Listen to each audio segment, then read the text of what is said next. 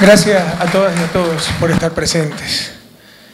Ecuatorianas y ecuatorianos, ciudadanas y ciudadanos de América y del mundo.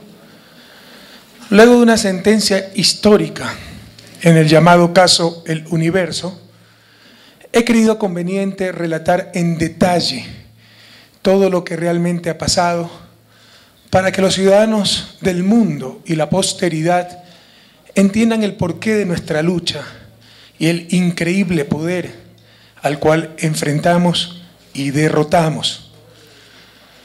Luego de más de 4 años de una sistemática campaña de desprestigio y difamación de un presidente que jamás se sometió a poder fáctico alguno, que jamás almorzó, como era costumbre, con los dueños de los medios de comunicación, que jamás nombró a alguno de ellos o sus familiares para embajadas como era habitual en el pasado. Reuní a mis compañeros del Buró Político de la Revolución Ciudadana para informarles mi decisión personal, pero irreversible, de no permitir que se juegue más con mi honra, con mi familia, ni con lo ocurrido el 30 de septiembre de 2010, día tan triste para la historia nacional. Varios compañeros no estuvieron de acuerdo, reconociendo, como todos, una prensa cuyo poder es inversamente proporcional a sus escrúpulos.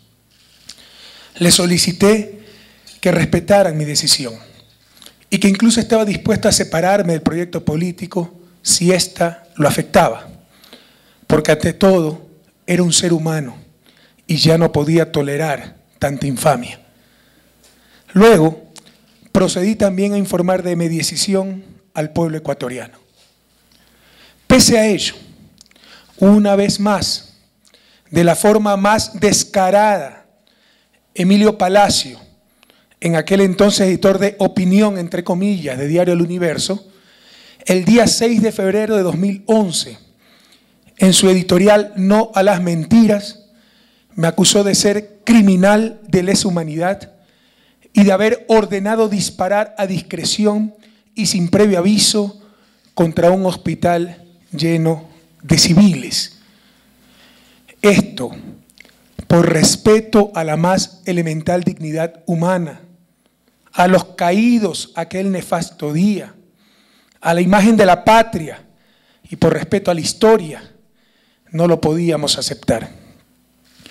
Por ello, como ciudadano y bajo mi absoluta responsabilidad personal, inicié el correspondiente juicio penal en contra de la nueva y monstruosa infamia, dejando los aspectos legales en manos de mis abogados, pero señalando desde el inicio y también durante todo el proceso que todo terminaría si rectificaban su mentira, como lo imponía la ética, la Constitución en su artículo 66 y la propia Convención Interamericana de Derechos Humanos, la propia Convención Interamericana de Derechos Humanos que suscribimos plenamente y que ellos tan acomodaticiamente invocan en sus artículos 13 y 14.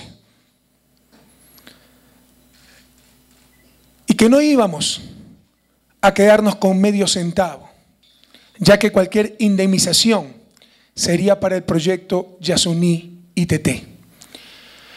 Todo ello ha sido largamente ignorado por cierta prensa, cuya manipulación induce a creer que esta lucha fue motivada por un afán de coartar la libertad de expresión y de lucro personal.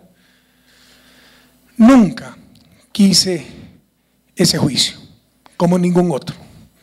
Jamás ha sido nuestra intención meter preso a nadie. Nosotros sí pensamos en sus familias, aunque ellos nunca pensaron en las nuestras. Nunca buscamos quebrar a alguien, apoderarnos del dinero de nadie. Lo único que buscamos desde el inicio, y así lo dijimos en múltiples ocasiones, es la verdad. En el juicio se presentaron más de 150 editoriales injuriosos, en los cuales hasta se insinuaba que habíamos retirado las balas de los cadáveres para que supuestamente no se supiera lo que había pasado el 30S. En el proceso se demostró que el malqueriente autor de la mayoría de estas graves mentiras e injurias, en lugar de ser despedido como en cualquier medio decente, fue por el contrario premiado con sustanciales incrementos de sueldo. Este ha sido un juicio duro, tenso, extenuante, con acusados que han esgrimido las más canallescas herramientas, obligando antiéticamente a sus lectores a recibir exclusivamente información parcializada, sesgada, acomodada a sus particulares intereses, pretendiendo en centenas de titulares ganar lo que no lograban en los tribunales. El más claro ejemplo de la lucha entre el Estado de opinión contra el Estado de derecho, la dictadura mediática versus la verdadera democracia. Informaron falsamente que se los acusaba del delito de desacato, anacrónica figura penal ya eliminada en nuestro proyecto de nuevo Código Penal, cuando en realidad era un juicio ordinario de acción privada por injurias calumniosas, de los cuales existen más de 12.000 en nuestro país. A través de su poder mediático, indujeron a creer que se cambiaba una y otra vez de jueces para favorecernos, para que actuaran jueces que despectivamente llamaban golondrinas. Y lo que nunca dijeron es que todos esos cambios fueron pedidos por el propio diario El Universo, intentando encontrar a un juez que se sometiera a sus intereses. Hubo 6 recusaciones para cambio de jueces y tribunales durante el proceso. Todas por parte de diario El Universo, porque a ningún juez lo consideraban a su medida. Pese a esto, ganamos contundentemente en la primera instancia, ya que la defensa del diario fue, por decirlo menos, deplorable. De hecho, el abogado del Universo ni siquiera se presentó, dejando en la indefensión a su propio cliente. Luego de la sentencia de primera instancia, comenzó un linchamiento mediático sin precedentes al juez que falló en contra del diario, a mis abogados y a todo el que estuviera a favor de nuestra causa, mostrando su real malicia y, por favor, prohibido olvidar. Intentaron demostrar, entre comillas, que la infamia de Emilio Palacio era verdad, para lo cual presentaron al país un video perversamente manipulado en el que supuestamente el 30S yo ordenaba disparar en el pecho a los traidores a la patria. Gracias a Dios teníamos el video original, donde se demostraba que lo que había realmente dicho es que me den a mí un tiro en el pecho antes de traicionar así a la patria.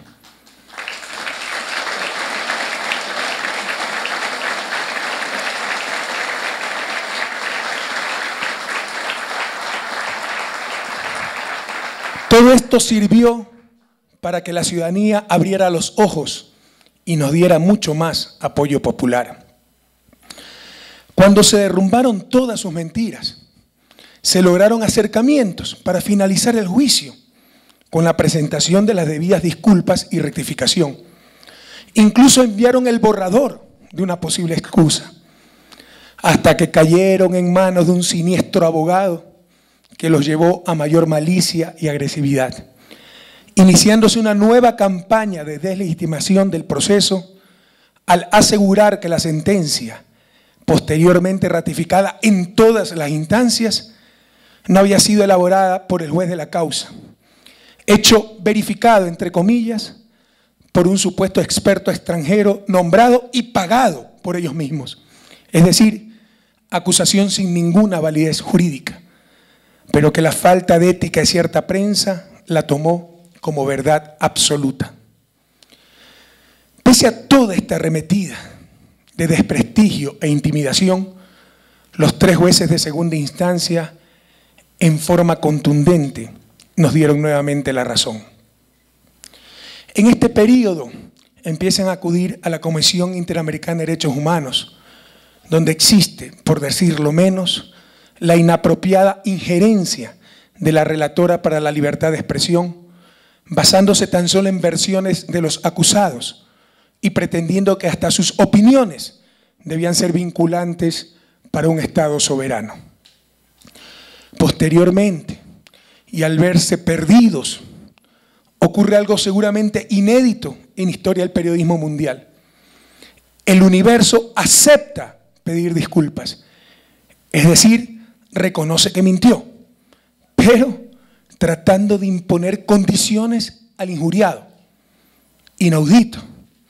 Si mintió, la ética, la Constitución y la Convención Interamericana los obligaba a disculparse y rectificar sin ninguna condición. Y si no habían mentido, ¿por qué entonces disculparse? Una muestra más de la descarada soberbia del poder mediático y su desprecio por las leyes y la ética. Y así vamos a la instancia de casación, pedida por los ya sentenciados en 2 instancias previas. El país conoce que trataron por todos los medios de dilatar el proceso, de impedir que se administre justicia y que el día anterior a la fecha original de la audiencia de casación, muy oportunamente un juez se enferma y aunque la audiencia podía instalarse con un conjuez, el mismo día de la audiencia el presidente del tribunal la suspende, siendo evidente que la parte acusada ya conocía lo que iba a suceder. Cabe indicar que el juez, tan oportunamente enfermo, declaró que había sido sujeto de toda clase de presiones por los abogados de Diario El Universo, lo cual es un delito gravísimo, pero que también ha sido largamente ignorado por la prensa. Deliberada y claramente, los acusados dilataron el proceso para que llegara a la nueva Corte Nacional de Justicia y ponerlos en el dilema de darles la razón o someterse al inmisericordia castigo mediático para hacer perder legitimidad a un proceso histórico de reestructuración democrática, de reestructuración en forma democrática del sistema de justicia ecuatoriano.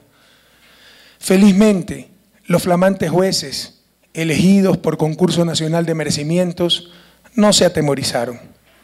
Y pese a que nuevamente un día antes de la audiencia, la defensa del diario trató de generar otro incidente al sorpresivamente presentar graves denuncias de una jueza que había llevado el caso, denuncias presentadas no ante el fiscal, sino ante el abogado de los acusados, se realiza la audiencia, en la que la defensa del Universo habla durante más de 12 horas y ya en la madrugada del día siguiente, después de más de 15 horas de audiencia, por unanimidad, los jueces de la Corte Nacional vuelven a ratificar la sentencia en todas sus partes.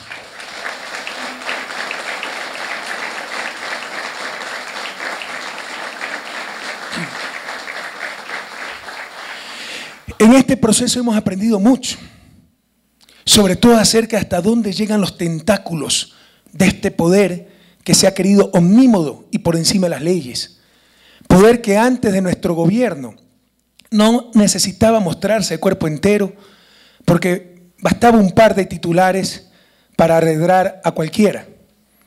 Nosotros hemos recibido miles y no han podido derribar nuestras murallas de integridad y dignidad.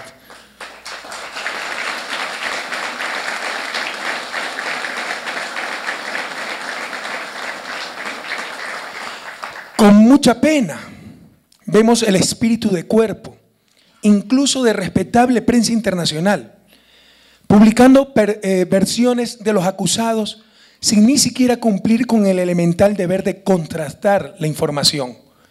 Jamás, jamás, hasta ahora, un diario de América o del mundo ha pedido la versión del ciudadano Rafael Correa sobre este caso. Jamás. Solo, repito, han recogido la versión de los acusados en un claro atentado a la ética y profesionalismo periodísticos.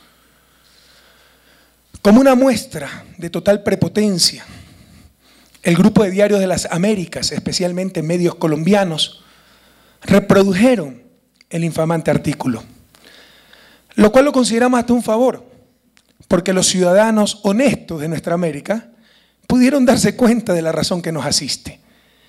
Pero aquello demostraba bastante bien la forma de actuar de gran parte del poder informativo latinoamericano. El mensaje fue: si la prensa te insulta, agacha la cabeza, porque si no, te va peor. Esto no va más en Ecuador y pronto no irá más en nuestra América.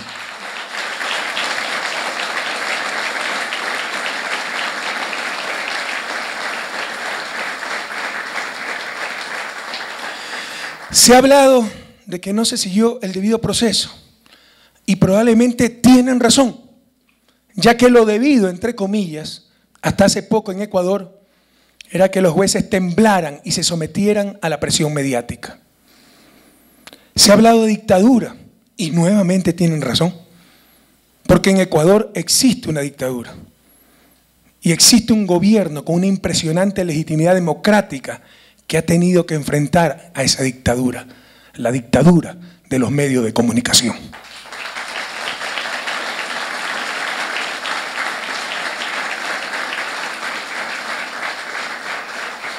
Esta dura pero fructífera lucha nos permitió también descubrir, y esto es muy importante para los embajadores de nuestra América, muy importante, nos permitió también descubrir las distorsiones del sistema interamericano de derechos humanos. Cosas realmente intolerables, incluso aberrantes.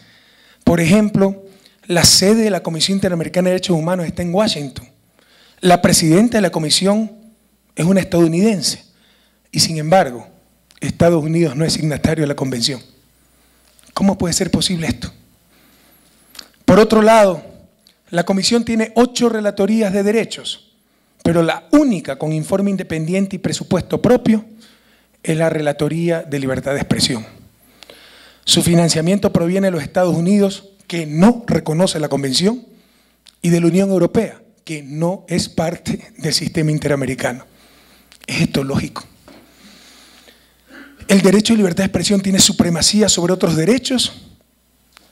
¿O esto refleja tan solo la hegemonía del capital que está detrás de los negocios dedicados a la comunicación? Como experto económico, esto ya lo he visto.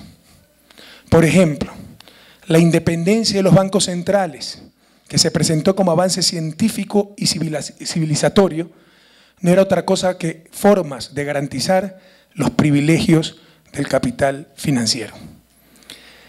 Se evidenciaron los grandes sesgos de la Comisión Interamericana de Derechos Humanos, comisión que tiene más bien la característica de una ONG y no de una institución jurídica. La legalidad es secundaria. Así, asumen cruzadas reales o imaginarias. El Estado, las autoridades públicas siempre son los enemigos.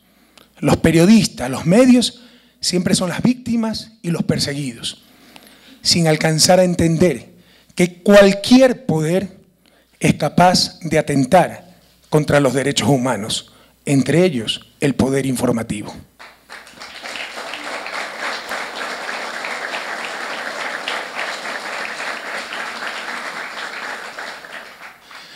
Los estados estamos obligados a cumplir lo que firmamos, pero la Comisión Interamericana de Derechos Humanos pretende convertir en vinculantes sus declaraciones de principios y hasta sus simples gustos y opiniones. Que hay que despenalizar la injuria. Con gusto debatamos, pero sin imposiciones. Y podemos condicionarlo a que Estados Unidos elimine la pena de muerte, ya que molesta bastante la doble moral. Pero no nos engañemos. En realidad el mensaje es que no se puede enjuiciar a un periodista o a un medio de comunicación. Otro punto importante, la idea de que los funcionarios públicos tenemos que aceptar más críticas, mayor escrutinio. ¿Quién puede estar en contra de algo tan obvio? Pero ¿Significa aquello que tenemos que aceptar injurias, ataques a nuestra honra? ¿Dónde establece aquello la Convención? Si lo dijera, sería discriminatorio y socialmente torpe, porque solo los peores, los que no tienen nada que perder, vendrían a la función pública. En definitiva, con su espíritu de ONG, la Comisión pretende que los estados siempre sean sospechosos, las autoridades públicas tengamos menos derechos que los demás ciudadanos y que los periodistas y medios no tengan ni siquiera responsabilidad ulterior, todo lo cual atenta expresamente contra la Convención Interamericana de Derechos Humanos, que es lo vinculante para los estados y no, repito, las opiniones de la Comisión Interamericana de Derechos Humanos. En tiempo récord se ha pedido por parte de la CIT medidas cautelares, básicamente la suspensión de la sentencia, la cual, dicho sea de paso, ni siquiera está notificada. Pues bien, hemos descubierto que la atribución de solicitar medidas cautelares no consta en la Convención, único documento vinculante para los estados, sino que se la arrogó la propia Comisión en su reglamento.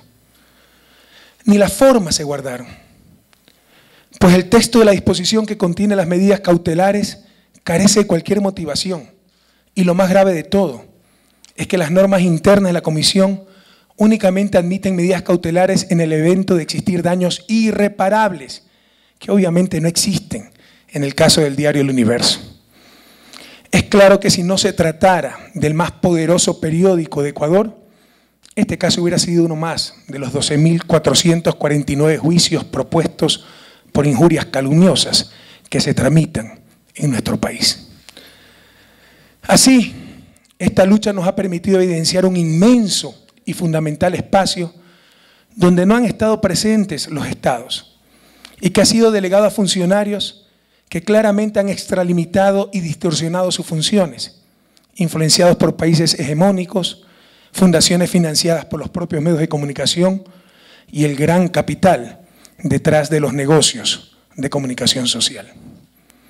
Es necesario transformar el sistema interamericano de derechos humanos y tengan la seguridad de que lucharemos para que sus organismos protejan auténticamente los derechos de las y los ciudadanos de nuestra América, sin sucumbir ante intereses, visiones extrañas a su función y presiones de cualquier naturaleza. En fin, conciudadanos de mi patria, de la patria grande, del mundo entero, la lucha ha sido durísima, pero gracias a Dios, victoriosa, gratificante y fructífera.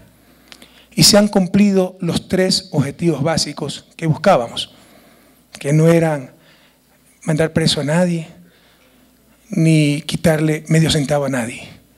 Los 3 objetivos básicos que buscábamos. Primero, demostrar que el universo mintió y no corrigió su mentira, atentando, ellos sí, contra la Constitución, los derechos humanos y la más elemental ética. Segundo, evidenciar que los responsables no son solamente los malquerientes que no tienen nada que perder y se prestan a cualquier cosa por odio o dinero, sino también los directivos del medio y el propio diario a través del cual se instrumentan las infamias. Y tercero, lograr que los ciudadanos del Ecuador y de toda nuestra América superen el miedo a esa prensa que actúa de manera corrupta y abusiva y que con la ley en la mano defiendan estos ciudadanos sus derechos. Se demostró que se puede enjuiciar y vencer al abuso del poder mediático.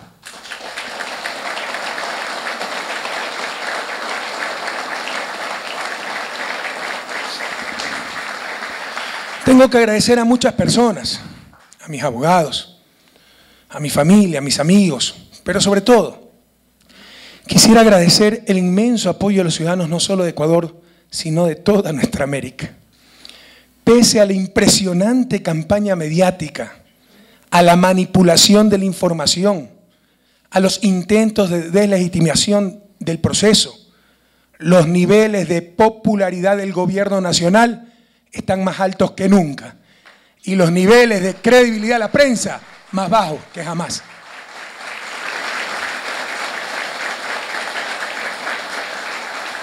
Como en todos los actos de mi vida, pueden tener la certeza que mi comportamiento ha sido absolutamente ético. Pese a las difamaciones de la prensa nacional y extranjera, ni siquiera conozco a ninguno de los jueces, a ninguno de los que participaron en el proceso. Hemos vencido contundentemente en 3 instancias porque teníamos la verdad, porque teníamos la razón. Aunque sé que muchos quieren que no se haga ninguna concesión a quienes no la merecen. Así como tomé la decisión de iniciar este juicio, he decidido ratificar algo que hace tiempo estaba decidido en mi corazón y que decidí también con familiares, amigos y compañeros cercanos. Perdonar a los acusados, concediéndoles la remisión de las condenas que merecidamente recibieron, incluyendo a la compañía El Universo. También he decidido que desistiré de la demanda que propuse en contra de los autores del libro El Gran Hermano, donde de la forma más infame se afirmó que conocía los ilegales contratos de Fabricio Correa y que la terminación de los mismos era una simulación para beneficiarlo por medio de los juicios millonarios que efectivamente puso y que el Estado poco a poco va ganando.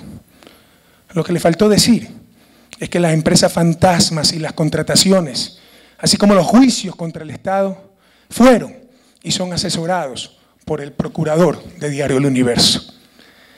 Sin embargo, ya nadie les cree y no vale la pena perder el tiempo en personas que ni aquello merecen. El libro El Gran Hermano es una nueva prueba de la mediocridad y falta de decencia de cierto periodismo, que desfoga a través de supuestas investigaciones todo su odio. En su soberbia, no es que les caemos mal porque somos corruptos, sino que debemos ser corruptos porque les caemos mal. La prensa abusiva ha sido vencida. Esa prensa que ante la derrota contundente de la derecha y los grupos conservadores se ha convertido en un actor político beligerante contra los gobiernos progresistas y que arremete en forma ilegítima, deshonesta, prepotente contra las conquistas democráticas de nuestros pueblos. Hay perdón, pero no olvido. Tenemos que aprender del presente y de la historia. Luchar por una verdadera comunicación social en la cual los negocios privados sean la excepción y no la regla. Donde la libertad de expresión sea un derecho de todos y no el privilegio de oligarquías que heredaron una imprenta para ponerle nombre de empresas fantasmas en Islas Caimán.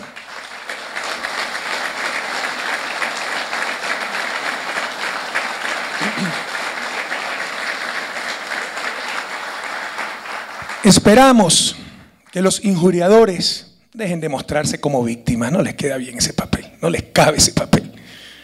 Que de ahora en adelante asuman un compromiso con la verdad y la ética profesional. Las víctimas son aquel joven estudiante, presidente de las universidades particulares del Ecuador, al cual en el año 1986 le prohibieron hasta la entrada a El Universo por haber apoyado un proyecto de ley que prohibía la publicidad de alcohol y tabaco. Las verdaderas víctimas son los padres que perdieron sus 2 hijos por inhalación de gas y la prensa los acusó de haberlos asesinado en ritos satánicos para con el escándalo vender unos cuantos periódicos más. Las víctimas son las centenas de verdaderos periodistas separados de sus medios por sus posturas y opiniones o sometidos a la censura previa que todos sabemos aplican los medios diariamente, pero en función de sus intereses. Las víctimas son aquellos trabajadores de los diarios amenazados de perder su trabajo si simpatizan con el gobierno, con la revolución ciudadana. Las víctimas son todos los ecuatorianos injuriados y ofendidos por publicaciones perversas de periodistas faltos de ética, muchas veces guiados tan solo por desafectos personales. Hoy, muy pocos necios se atreven a afirmar que los medios privados de comunicación no han ejercido una dictadura de la palabra y de la noticia. Eso es parte de la indignación y de los indignados que recorren el mundo. No obstante, los que nos oponemos frontalmente a esta dictadura nos quieren reducir. A los que nos oponemos frontalmente a esta dictadura nos quieren reducir a simples perseguidores de periodistas y conculcadores de libertades. Nuestra mejor respuesta son los niños felices, con libros y uniformes, asistiendo a escuelas del milenio, los quirófanos para salvar vidas, las familias con vivienda, las ciudades con carreteras de primer orden, nuestros discapacitados finalmente atendidos, nuestra nueva Constitución de la República, ejemplo mundial de garantías de derechos. Nuestra mejor respuesta es la disminución de la inequidad y la miseria, el alcanzar la verdadera libertad, que solo puede estar basada en la verdad y la justicia.